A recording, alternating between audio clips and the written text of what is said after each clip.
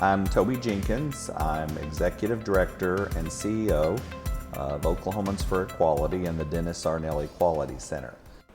So the Equality Center in 2019 served 73,000 people. We have a helpline that we've had for 40 years, same phone number, 918-743-4297, spells out the gays. Had that same phone number, it's the phone number I called in 1979. That helpline gets 132 calls a day. 12% of those calls are faith-related calls. Every day on that helpline, 10 to 15 people call who have a question regarding faith. Most of the time, it is a crisis call because they got kicked out of their church. Today, I am dealing with a 17-year-old teenage girl who is very well established in her school, very well known, very talented, very gifted, but her parents are ministers. She has come to realize that she is attracted to girls and has a relationship with another schoolmate. And when her parents found out about it, they beat her unconscious.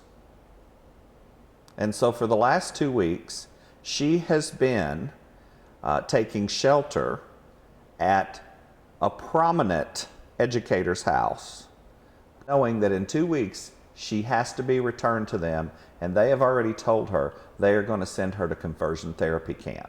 They would rather she be dead than be gay. Now that story happens a couple of times a month for me. So every day I deal with people who are recovering from the trauma inflicted upon them by religious institutions. And also in that, I'm dealing with individuals who are hungry to be able to work through their understanding of their own sexuality, their own gender identity and expression, and navigate it and keep their faith secure. They're not wanting to abandon their faith. It's their faith that's abandoning them. They're not trying to leave their faith. They're being thrown out of their faith.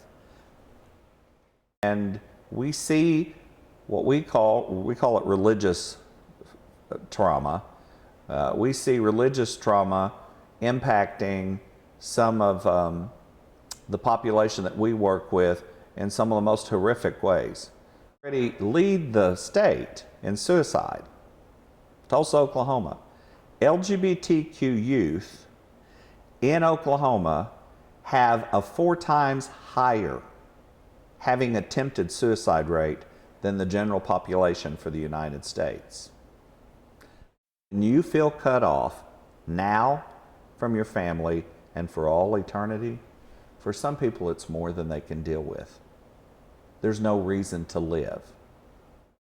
If you come from a religious community that has settled this in their heart, that all means all, God loves all of us, God calls all of us to special, unique gifts and unique work, the healthiness, the wholeness is just dramatically different.